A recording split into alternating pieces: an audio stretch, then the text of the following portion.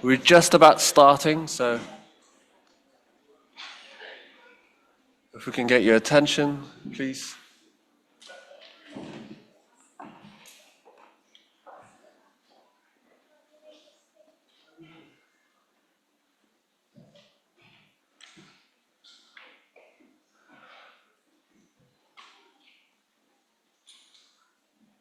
This is lovely.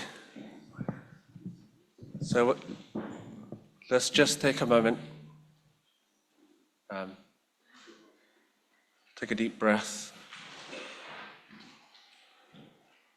so that we can be present with this beautiful day. So I just invite you to just take one deep breath and release everything else so that we can be nice and focused. Thank you. So welcome to the second year of Enterprise Fair.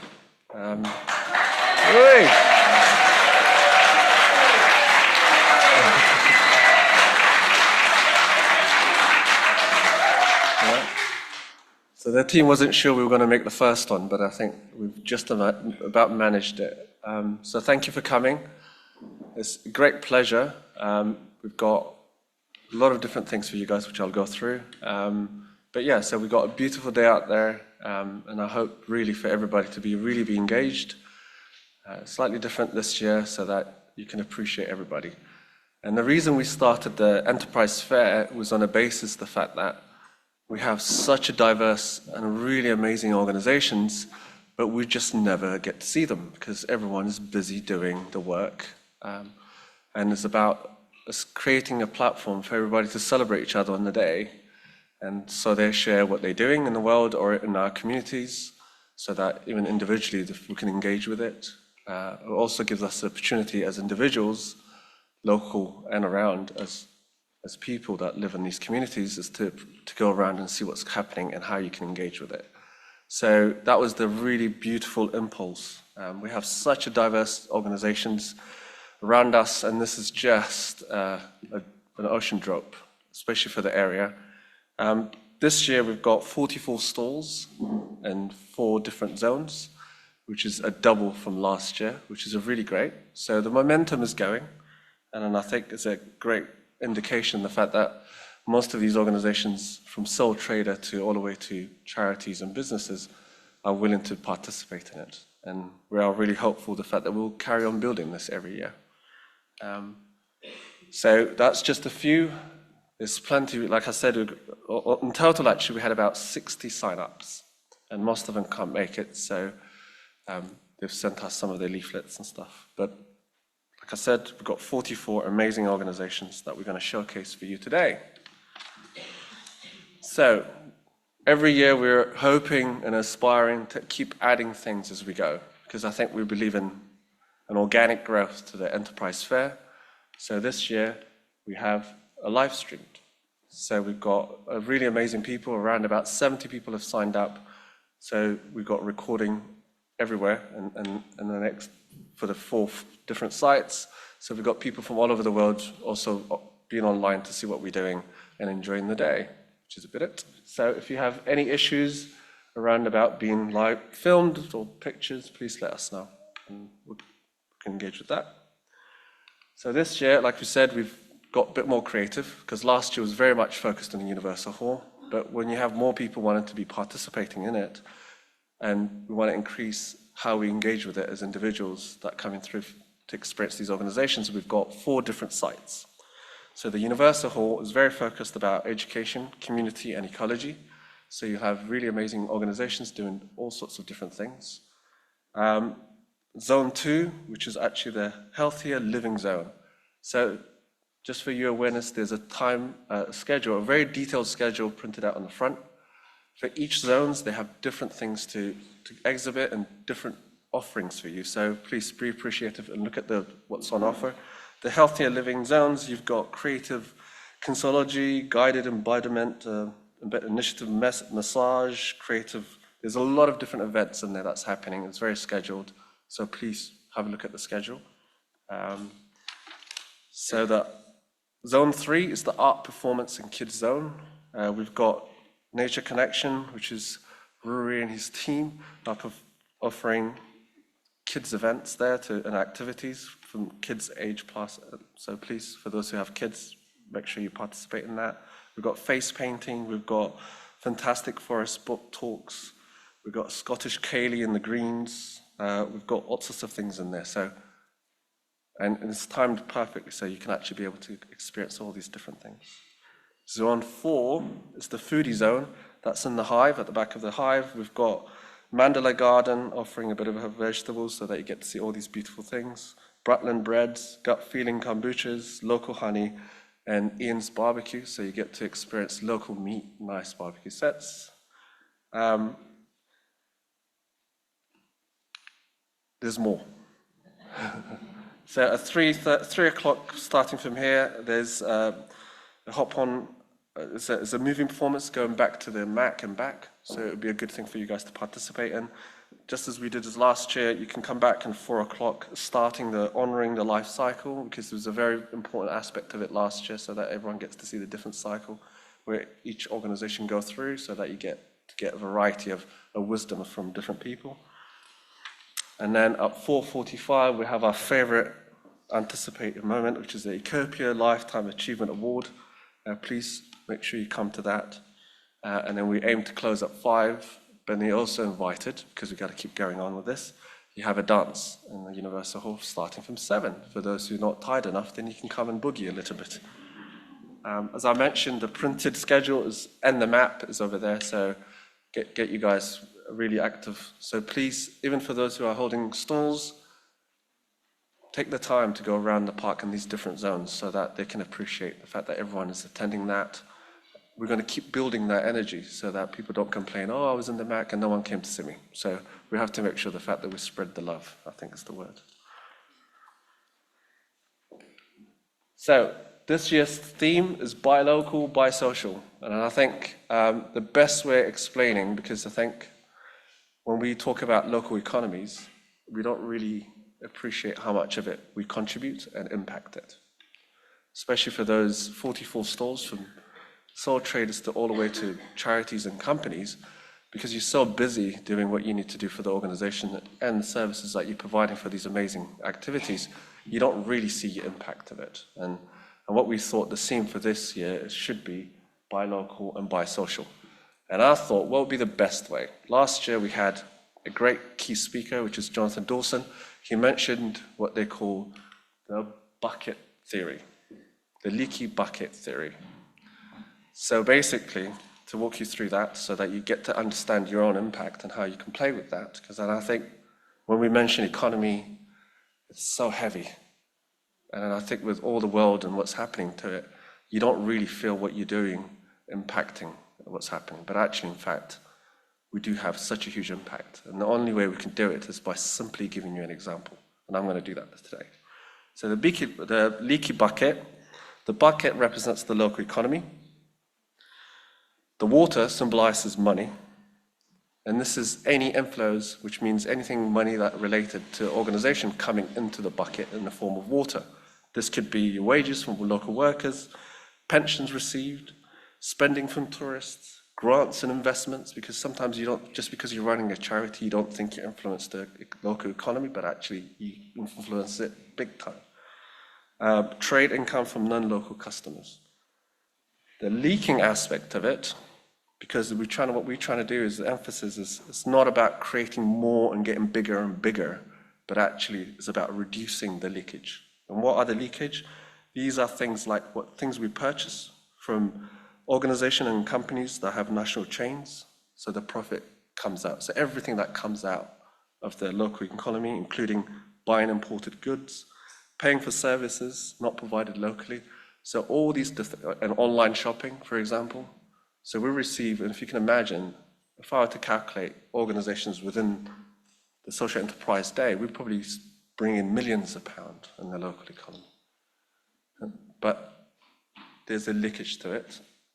It's the way we live in. We're a very global community and global country. So we spend, and what we're saying is actually instead of trying to create more money in the local economy, the focus should be to reduce the leakage. And the buying local is the essence of it. The more we reduce, the better, the more money that stays in the local, and it's a way of multiplier effect to it. So we're going to give you an example, because you got to have an example, because you don't think you can have an impact of it. And the example is, take £10 you purchase for a cafe. It was either a Phoenix cafe or a local independent cafe. So the other options you have is the Starbucks, any organization that's connected to the national chain. So the national chains, they're likely to have headquarters in another country or even elsewhere. They buy in mass, so therefore they don't really use local suppliers at all. And that's how they make the money and how they create the value for themselves. The profit is never in local economy because the shareholders are likely to be all over the world anyway, so that's massive leaks. And normally they would pay wages, which is really great, but it tends to be very standard. And obviously the moral of the staff is not the same. The independent cafe, on the other hand, they're likely to use local suppliers because they would likely to have a coffee roaster that's based in Aberdeen or even in Finton. Or milk, or the local bakery. So you can multiply it. I mean, you can have a look at it, and there's a lot of implication. Because you can't afford to go and buy elsewhere, you're likely to use local services. And they will also have, obviously, local wages, which is the biggest aspect of their spend. But the employees tend to be more connected to it. So they will have more awareness to having a local-based independent entity. So therefore they have more relationship and how it works. So they're likely to buy more local stuff because it's part of the culture. And as an independent cafe, most of their investment will always be on the business. So therefore the circulation of the profit they have stays in local. So if you can imagine that, so most of these things, it just multiplies within that. So the bakery will do the same thing. It's likely to have local supplier it uses. So therefore it uses your money to pay for something else. And it carries on and on and on and on and on. And what we're saying is, instead of aspiring and wishing we should have more income coming from elsewhere, it's about retaining those things. So,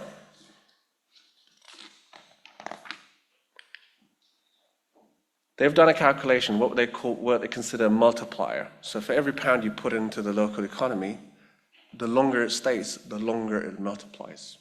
So it longer stays. So for example, if you spend a £10 and a national chain is likely to multiply 1.1, which means for the £10 you spend, it will only have £11 of a local economic activity in it. But for an independent cafe, that £10 becomes a £26 of local economy activity. So for every £1 you spend, don't ever think about it as £1, it's actually you're spending triple of that. And some of them have a multiple 7 times multiplier, depending on the organizations. And that's the way we need to look at it from our perspective. That's the little things we can do. So, what can you do as an individual? As an individual, be the multiplier, choose local cafes, farmers, and be focused on how to plug in the leak. Commit yourself to a portion of your money that you spend every week towards local organizations. Volunteer and join, get involved, community projects, support organizations like Ekopia. Spread the word, because I think the impact, we're so busy doing what we're doing, we forget to spread the word of what we're doing. Spread the word about, on social media, keep talking to your friends, and then bring other people along. So the more you tell people about the systems and the goods you buy from all sorts of things, whether it's bakehouse or anything, the more people actually start doing the same thing and become a member of different organizations start doing these things, including Ekopia. Because the multiplier effect for us is the same implication. The more you invest in Ekopia, we're investing in local anyway. So again, it's another way of locking everything in. As a business, because we forget it's always about the individuals, but actually it's beyond than that. Even organizations, think about sourcing your goods and services locally and really be conscious of it. Collaborate more, because there's 44 organizations and entities coming through the enterprise fair. Imagine in the next 10 years, we become a network, so where we all collaborate in all our different aspects of it. We've got accountants here, we've got all sorts of services that you can have. And the more we create in terms of the services locally, the more the money stays. So the more options we give people, like organizations, to use local suppliers, the better. And invest locally in your community. You can support art, education projects. The more you support those things, the more money they bring in, because they're out there raising money from all over the world, or even nationally, internationally. Showcase impact. So tell your customers what you're doing and the concept of the multiplier effect. And join networks. It's all about networking. And the emphasis is about local, local, local. And again, it's not, don't consider it as a complicated concept. And it's just simplify it. Go, if I spend £10 from my local shop, I know it's going to be worth 26 quid. And I can afford to do it 3 times a month.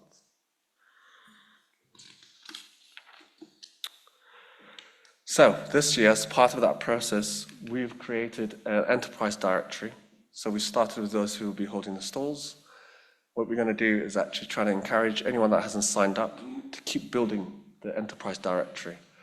So it's on the Ekopia website. We're going to keep building it, and then therefore, whether you're an individual or organization and thinking about needing to buy or purchase or anything, at least you know there's a space where you can actually go and have a look and go, okay, is there an accountant that I can use? Is there a marketing person I can use? So again, it's a tool to have that where we have a place where we can go and search for our local suppliers. So we're going to keep building this. It's a very start, like I said, it's a very organic growth. So if you haven't signed up, please sign up and get in touch.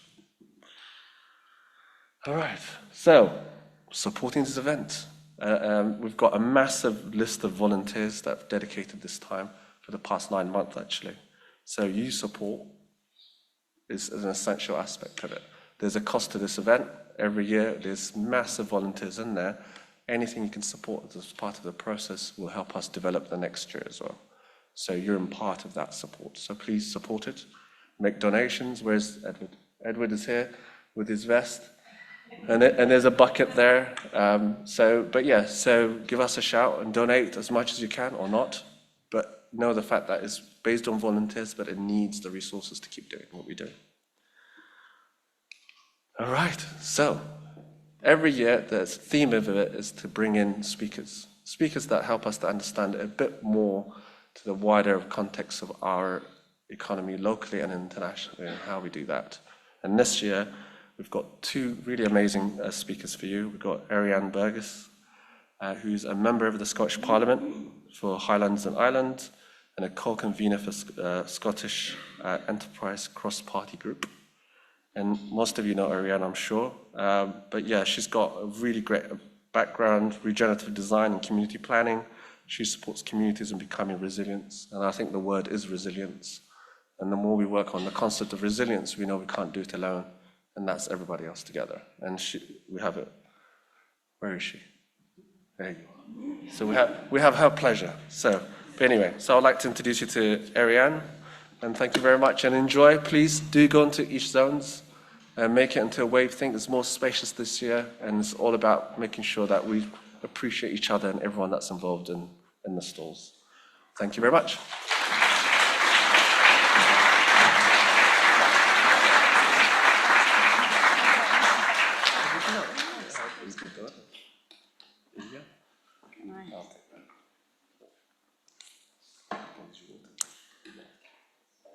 Hello, good morning. It's a pleasure to be with all of you, and see so many familiar faces. It's really amazing. It's really wonderful. And thank you, Pia, for the water. I was delighted when Cornelia emailed me and asked me to take part and speak this morning, and this was quite some months ago, and I imagined that I would be strolling around this magnificent space on a TED Talk like on a red carpet. But then reality hit in, and that is that while I am rich on information in my life as an MSP, I am very poor on time for reflection or designing. So I've had to revert to reading from notes, and I will do my best to keep that interesting. And I've put some slides together, which I will also try to move along as we go. So please enjoy. Most of these photographs are from our wonderful community photographer, Mark Richards. My intention here is to keep the language straightforward and as much as possible focused on action. And I trust that what I have to offer is some food for thought, inspiration to keep expanding and develop local relationships for collaboration. I also know that today's audience is wider than the Park Ecovillage, just based on some of you who are in the room who don't actually live here but are connected, and also for those of you who are joining online. So I'm assuming that most of you have a connection to this community and an interest in it. And just also to really acknowledge that this community is going through an important growing up phase, one that numerous communities throughout Scotland have gone through, taking ownership of land and assets in the park. And I know from talking to people here that it's been a challenging time, but it is an important time and the next phase of this community's empowerment. So we're here today, as Fasil said, under the banner of Buy Local, Buy Social, Empower Your Community. And this community has strong values in buying local. You already know that buying local matters. And if you didn't know that, you got a little pep talk from Fasil already this morning about leaky buckets. So a little reminder of why we need to plug that bucket. You know that supporting community-run projects, cooperatives, social enterprises, and local growers creates jobs, strengthens relationships, and keeps wealth circulating right where it's needed most. So I'm not here to convince you why local is better, because you already get that. What I want to talk today about is this. If we know what works, why aren't we doing more of it? And I don't just mean about we here in the park and the wider connected community, but across Scotland. What's getting in the way of communities delivering on community and environmental impact? So before I get into that, I want to lay out a little bit of context specifically about what's happening in Scotland, and closer to home, the region that I represent, the Highlands and Islands, of which, and some of you forget this, Murray is actually a part of. I recall John Swinney, our First Minister, speaking about an ambition for a third of Scotland's businesses to be social enterprise, so to have social and environmental impact. A year later, now, we've got great news for the Highlands and Islands region. The Social Enterprise Census, which was launched this week at the Social Enterprise Summit in Stirling, shows that 33% of social enterprises are based in rural Scotland. And the Highlands and Islands, they are delivering, or we are delivering, real impact, creating 7,200 jobs, contributing £199 million to the economy, and paying the real living wage at rates above national average. Wow. Yeah, so let's...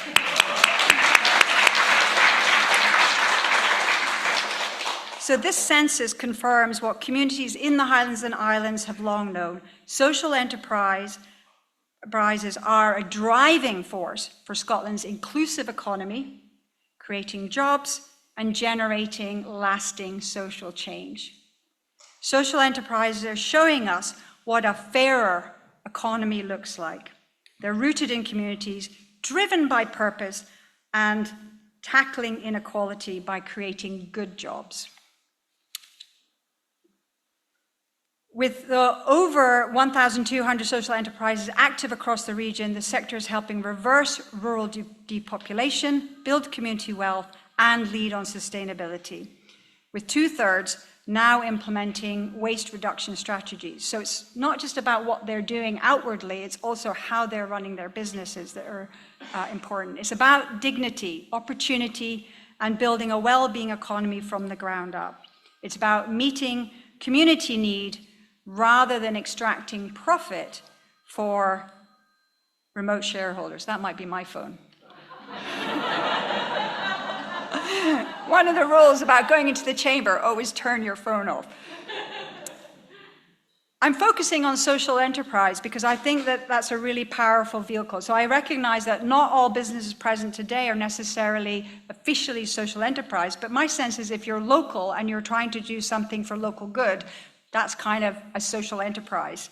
I first learned about the idea of social enterprise and the power of buying locally as a participant right here in the Ecovillage, the first Ecovillage design education course in 2006. And my trainers were Alec Walker. Where's Alec? There he is. So it's all Alec's fault that I know what I know, and was inspired by this, and also Jonathan Dawson, who spoke last year.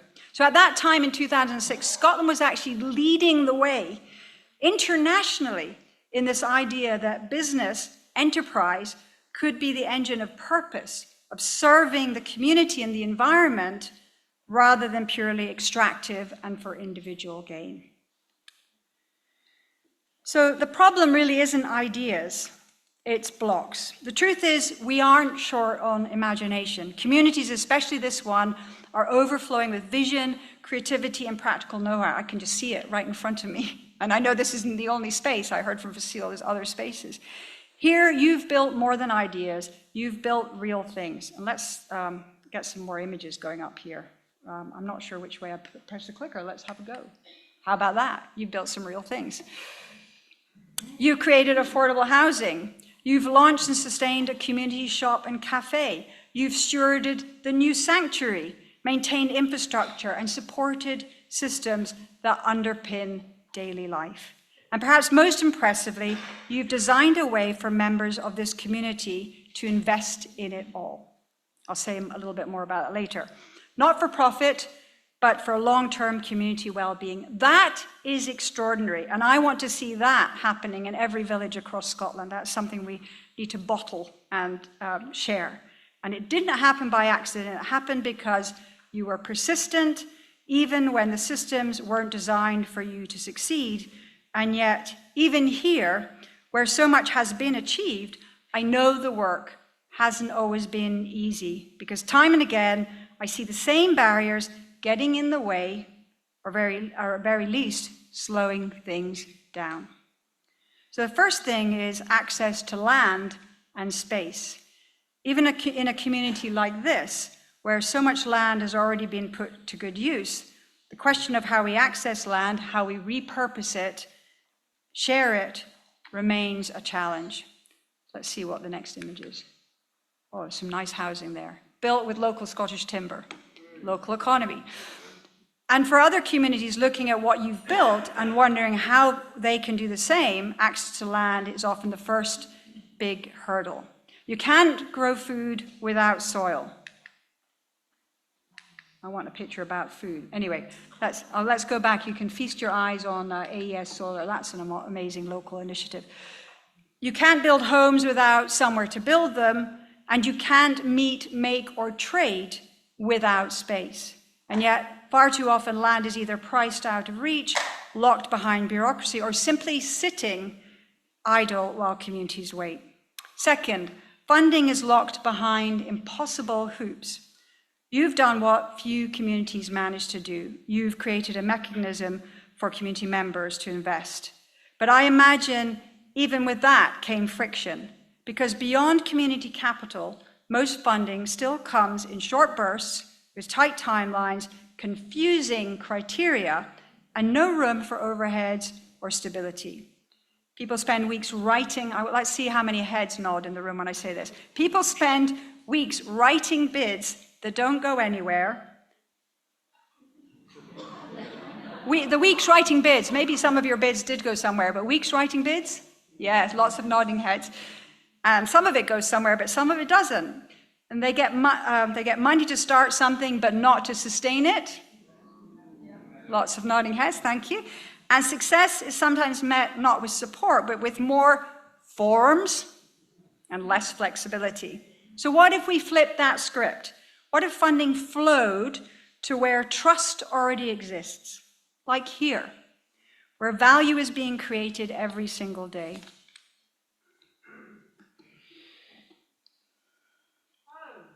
Yay! The third element of the blocks. The rules weren't written for us. Planning law, procurement, governance models. These systems weren't designed for grassroots organizations and community-led enterprises. They were built for scale, for hierarchy, for profit. So when you come forward with a circular model or a shared ownership structure or a values-driven enterprise, you're often met with blank stares or flat out confusion. And you spend energy explaining your model instead of doing your work. And that is exhausting. And it holds brilliant projects back. I'm getting nods over there. And finally, the power to decide is still too far away. Even in communities like this one, where so much has been built from the ground up, there are moments when decisions that deeply affect local life are still made elsewhere by people who don't live here, who don't see the day-to-day, and who don't feel the impact when things are delayed or denied. And that is disempowering. So that's one of the things I'm trying to do when I'm in the Parliament, which sometimes I feel like I'm one of those people that lives far away because I have to commute a lot and spend a lot of time there. But because communities like this still have to fight to be heard, what message does this send to those just getting started? So yes, the blocks are real, and you've overcome many of them, but you shouldn't have to fight so hard. And for the other communities trying to walk a similar path, those same blocks remain just as present and just as energy sapping.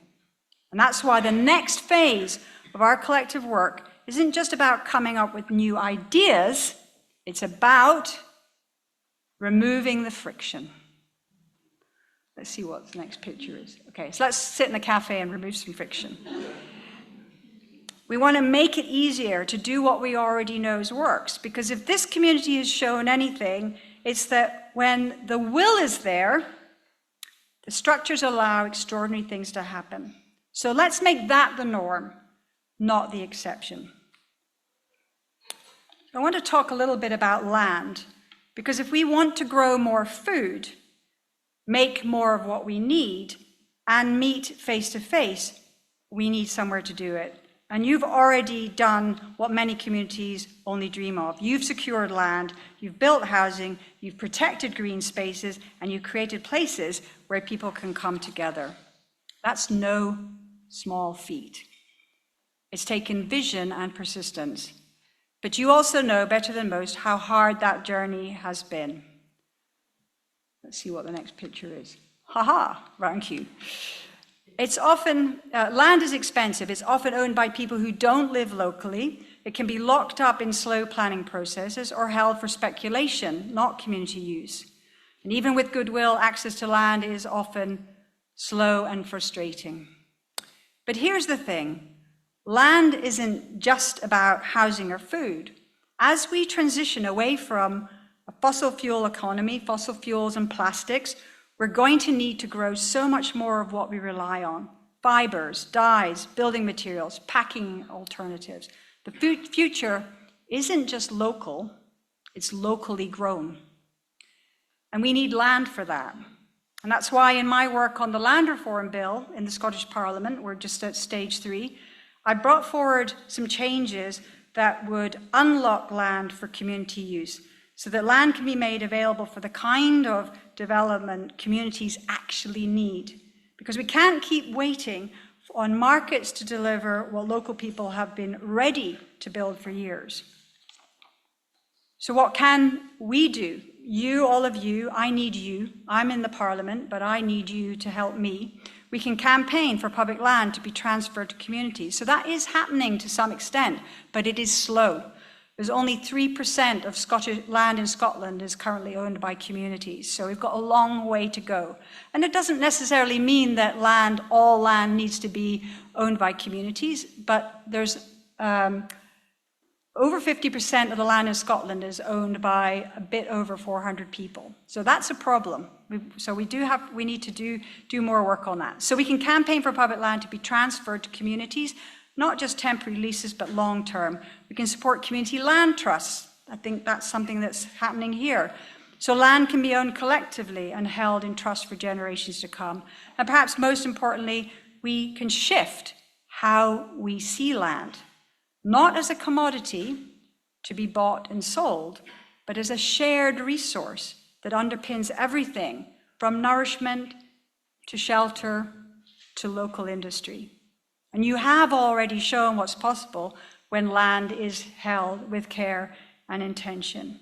So now let's make that kind of access the starting point, not the exception. The next issue that I want to talk about a bit more is money.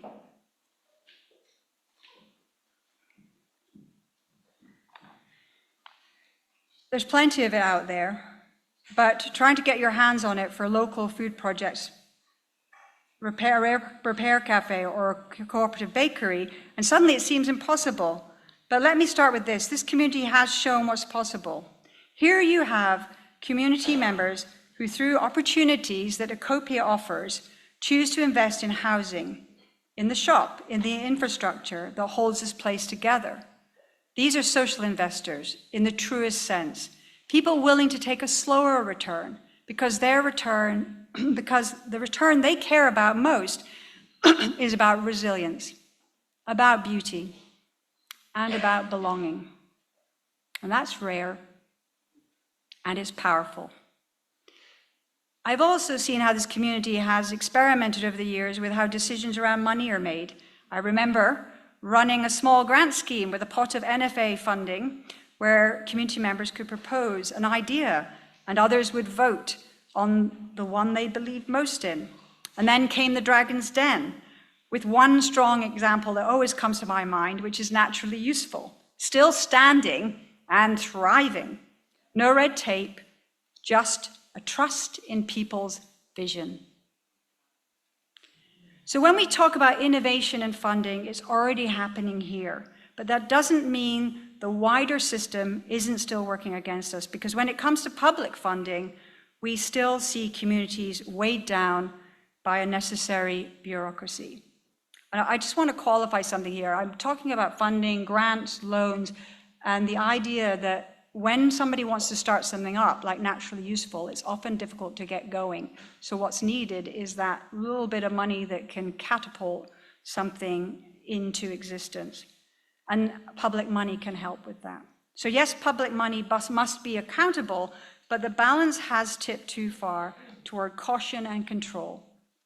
The result, people doing frontline community work are spending too much time filling out those reports and not enough time doing the work that actually creates change. And across Murray, we have seen hopeful shifts with local groups allocating money locally and involving communities in decision. TSI Murray, they've got a community budgeting process, a great example, grants given based on local votes, rooted in collective wisdom. This is what works. But even in these better models, the structure of funding itself is still a challenge. Too many projects are funded late in the year with deadlines that create stress, not strategy. It limits ambition. It rewards speed, not thoughtfulness. This all links back to something I've been working on in the Parliament, along with colleagues. So the Scottish Government, some of you may know this, but I'll just, like the leaky bucket, give you a refresher. The Scottish Government is tied to an annual budget process because that's how the UK government allocates its funding. And that annual cycle trickles down, limiting the scope of what's possible for councils and communities alike. But there is good news. The UK government has now indicated that it will be giving longer-term financial outlooks. And in response, the Scottish Government is preparing to offer multi-year funding guidance to councils and community funding streams for those who are applying for grants and loans to get enterprise going, and many, many other things. So that opens the door. What was that?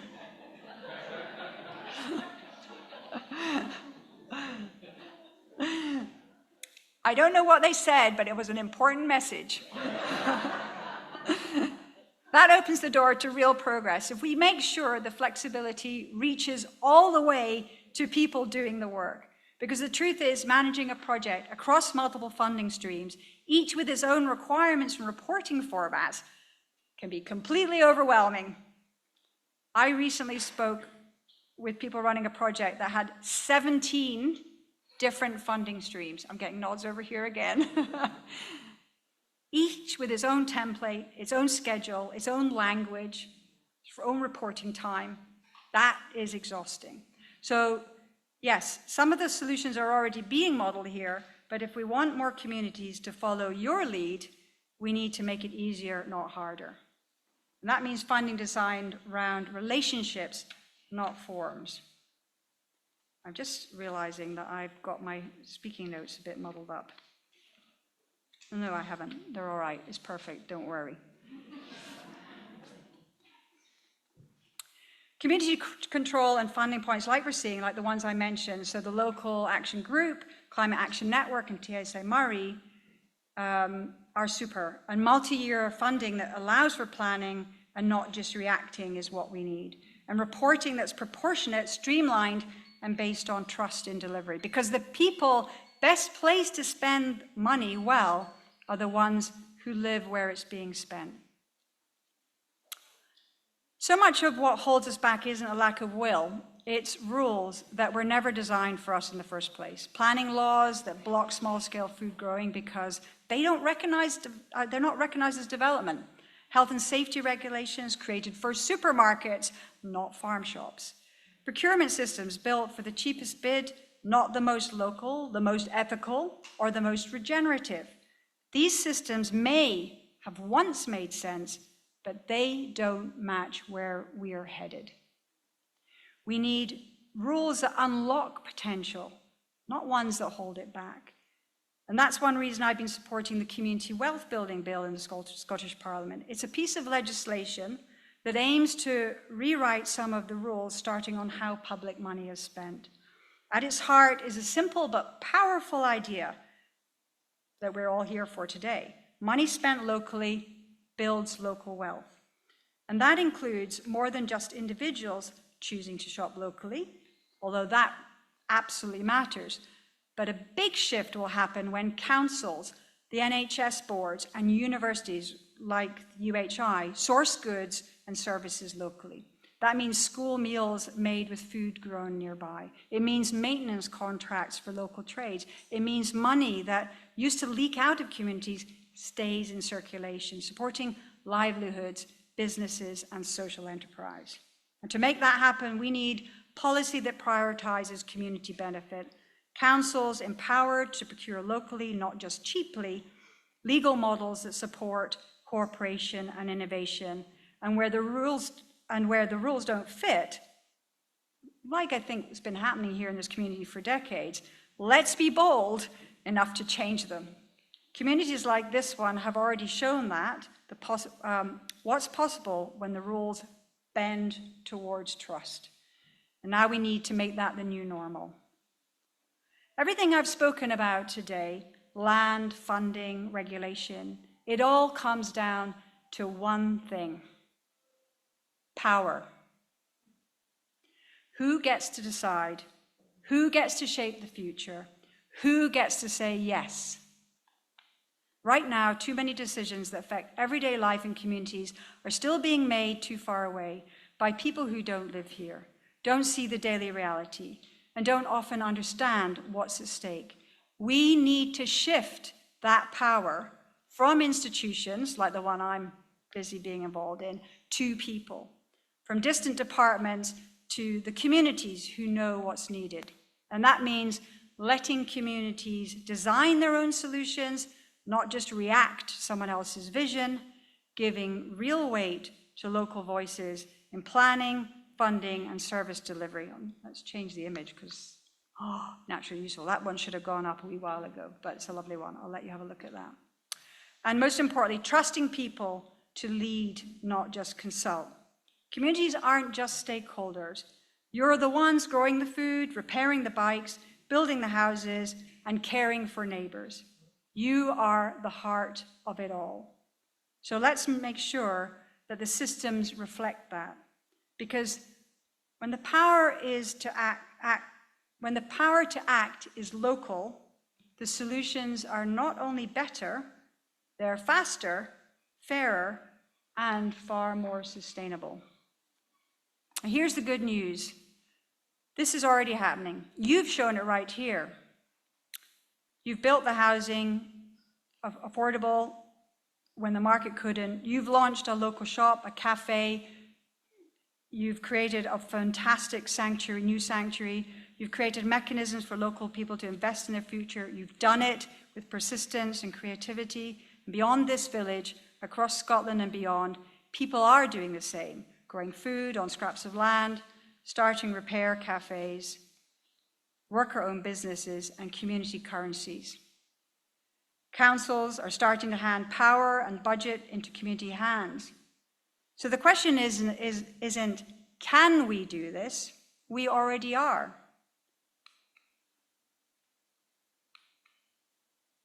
There's a nice, powerful picture. We already are. The question is, how do we remove the blocks so we can do it faster and fairer? So let's stop waiting for permission.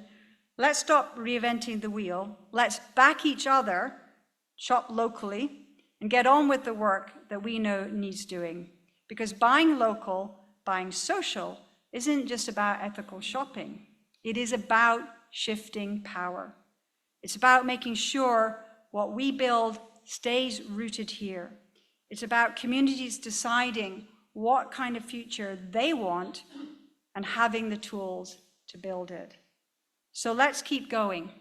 Let's make the movement unstoppable.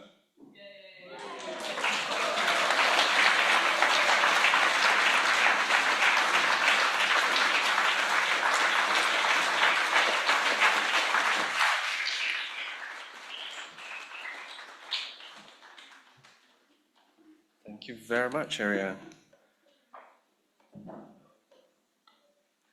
So welcoming our next speaker is Donnie MacClurcan. We're delighted to announce the fact that Donnie is a Finton Fellow and a co-founder and a director of strategy at the Post-Growth Institute. And we are so glad for him to actually be able to turn up here. Also extended time, and he's got a workshop in the next 2 days to even expand to what he's doing. So please welcome Donnie.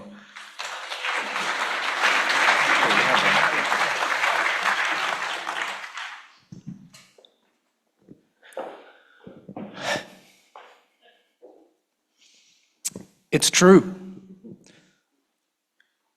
What you're doing here is so important. And your bodies know this. In fact, your bodies understand the economics underneath all that you've seen from the last 2 presentations. And to test that, we're going to run an experiment. For this experiment, you'll need a piece of paper and pen. So if you don't have either of those, we've got people handing that out. Just raise your hand if you need a paper or pen.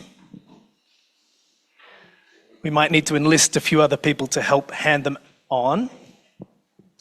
And if you're at home watching this online, you'll also need a paper and pen.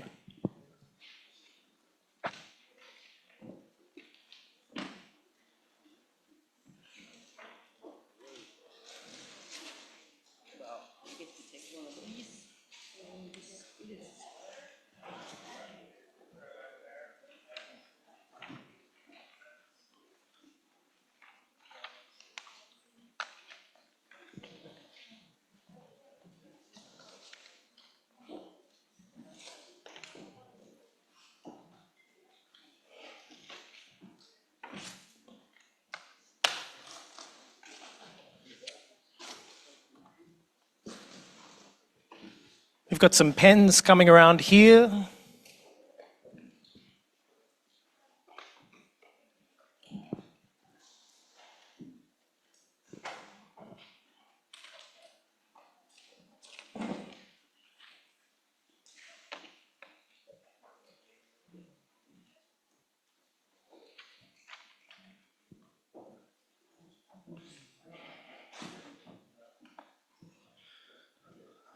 All right, and don't worry, if you don't have a pen and paper, you can also use your finger. We're going to start by drawing a line vertically down the center of your page.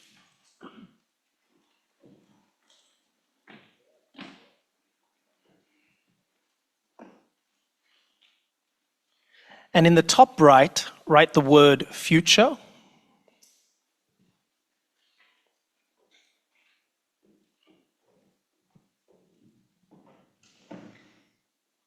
And in the top left, write the word present.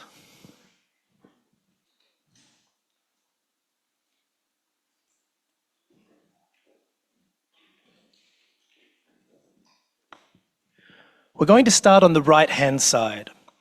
I want you to imagine a future that's working for everyone and everything, human and non-human species alike. An economy that is working for everyone and everything. Just imagine that for a moment. And when you've connected with some kind of imagery, drop down into your body and feel it. How does it feel in that economy that's working for everyone and everything?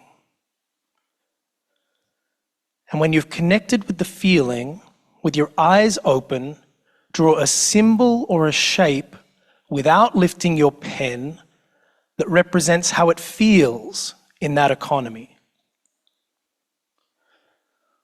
With your eyes open, draw a symbol or a shape without lifting your pen that represents how it feels in that economy.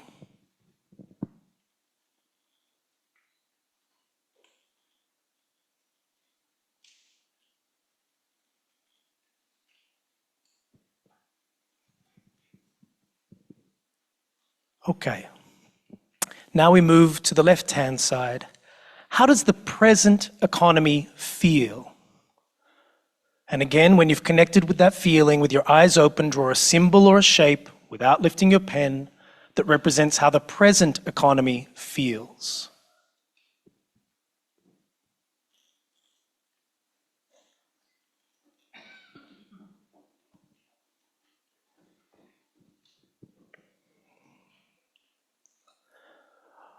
Okay. I've been doing this experiment for almost 13 years, all around the world, with more than 10,000 people now, probably from more than 100 countries. And it doesn't matter who I do this with, where I do it, or in what language. And I've done this with Fortune 500 executives. I've done this with people who are very cynical about the work that I do. I've done this with Uber capitalists, and I've done this with people living on the streets. It doesn't matter who, where, or in what language, people across cultures from around the world draw one of 5 symbols or shapes for the future, or one of 5 symbols or shapes for the present, or a close variation or combination, typically. So I'm going to show you what people around the world draw, and then we can see how that lines up with what you drew. For the future, people typically draw a circle, an infinity symbol, a spiral, a nodular blob, or a heart. Hands up if you drew one of those or a close variation or a combination. You can have a look around. Okay, and for the present, people typically draw a jagged line, an isosceles triangle, a downward arrow, a rectangle or a square, or a mess of lines. Again, hands up if you drew one of those or something close or similar. Okay. What's the point? The point is that we know things in our body.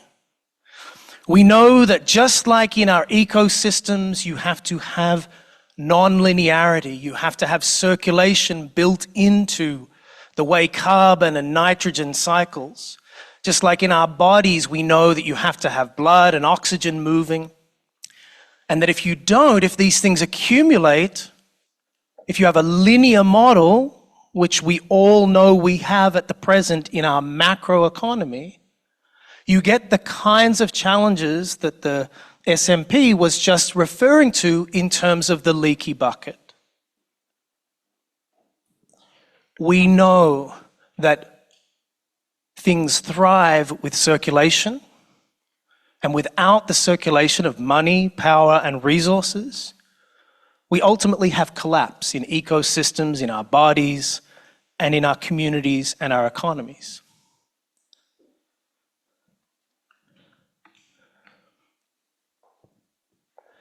What this means is that everybody knowing this is just walking through this world with different levels of cognitive dissonance. That means the person who has different political, ideological beliefs to you still knows this. That means the neighbor that you don't get along with so well knows this. That means children know this. That means someone at 98 in a nursing home knows this. I live in Argentina, and I discovered living in Argentina some very interesting things over the last 3 years. First of all, that Argentina, along with Libya, is the country to have the most amount of recession over the last 70 years. That's interesting because when I arrived in Argentina with its extremely high levels of poverty, unbelievable, more than 50% of the population living in forms of poverty, I didn't notice it. I was living in a place for 2 years with my now wife, who is Argentinian, and in that community, which is a place where I didn't in 2 years discover anybody for whom English was a first language, so very much a non-tourist area, about an hour south of Buenos Aires. What struck me first when I arrived was that every home, about every 10th home in the row of homes in a residential area, would be selling things. They'd have a sign up out the front about what they were selling. What's more, probably every 5th home was running a local business that you could find out about later. They just didn't advertise on the front door. What was even more surprising is that there is a system that cuts across right-wing, left-wing politics in Argentina, whereby everybody who has a bank account and banks with any of the banks, whether it's a public bank or whether it's a for-profit private bank or a cooperative bank, can get between 30 and 40% discount on certain days of the month for purchasing through local business. 30 to 40%. We're not talking 5% discount. And this is backed, like I saw the discount first, and then I discovered that it's the banks that back it. Then I moved to Patagonia, my wife and I. And I moved to an area that voted 75% for the right-wing government. Very, very strongly conservative area. And within a few days, I discovered a WhatsApp group that is maxed at the 1,250 people you can have in a WhatsApp group that I was very lucky to get in on because I think someone had just died. So I came in on this group that is like usually long waiting list, and it's a micro local economy group where over 1,000 things get traded every single day. You see, I hear a lot in my work with the Post-Growth Institute about collapse. And we've been saying for a long time, collapse has been happening throughout the world, especially in the global south, experienced by the global majority for decades, and in some cases much longer. Argentina and the biodiversity and all of the pieces that underpin the local economy, the informal economy, have been experiencing the pressures of collapse throughout all of the moments that people often talk about, you know, the 50s, the 60s, all of these amazing times that people in white bodies typically point to and say, look what's possible in terms of progress. No. At the same time, we know the colonial histories and legacies that were in play in neo-colonial ways. What am I saying here? My point is that throughout collapse, which is going to continue because this linear model is not going to turn linear globally anytime soon. It's going to take time, working on, building on the things that you're doing here. Throughout this linear extractive experience that is experienced most by others, usually in black and brown bodies, it's local community and local trade and local exchange that maintains the circumstance where I can show up as a white person in Argentina and see people smiling because they still feel connected to each other. So yes, the future is local. No matter whether or not that means that we get through this in ways that feel, oh, we got over a system that was extracted. No, it's through the cascading collapses that are coming that we have to continue to turn to the local, turn to each other.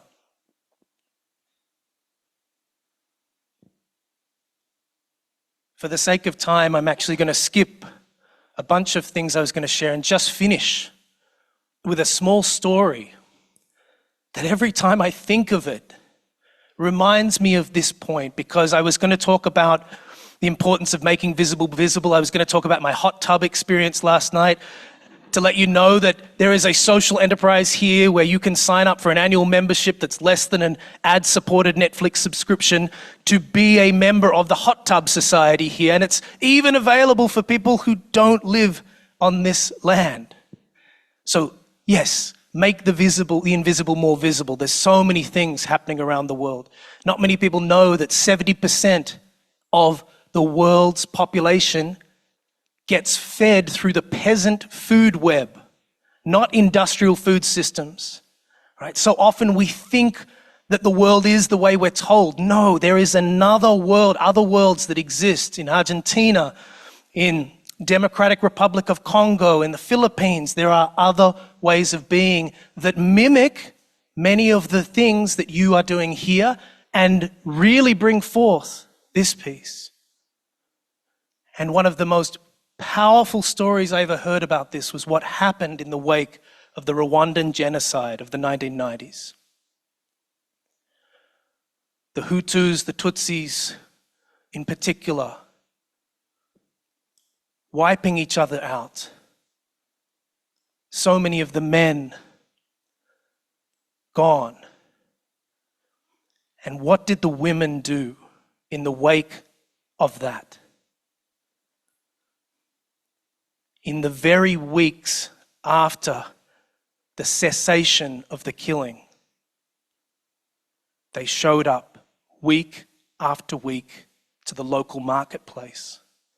And they traded with each other, knowing that their husbands may well have killed each other. That's a strong example. But if women in black bodies who, like you, know this, that the local, that the marketplace matters, and can deliver on that understanding in a moment of deepest grief and pain, that tells us something. What you know, what you do, it's true. This is so important. Thank you.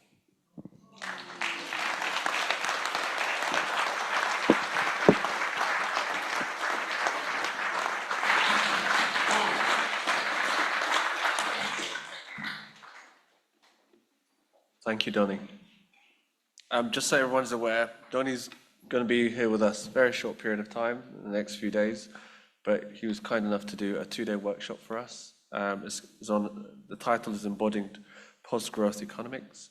So anyone who's interested in being part of that is for Monday and Tuesday, and I'm sure it'll be a brilliant, brilliant expansion of what he was explaining today. So if you guys are interested, please get back to us, or is in the Ekopia website as well. So thank you. So this concludes our moment in the hall, but the event is just beginning. So we really encourage you all, as I mentioned earlier, the fact that there's 4 different sites. Please go around and enjoy all these beautiful, amazing organizations that are around with different stalls. We'll be back here at 4 p.m. As I mentioned earlier, we've got another schedule for you guys, and I'm sure it'll be a really great event, along with the Ekopia Lifetime Achievement Award at the end of it. Please come here and come back and gather again at 4. Please use all the facilities. Use the Phoenix Cafe so they can carry on working. And don't forget, buy local and you're in power of it. So just have a nice day and enjoy your day. Thank you.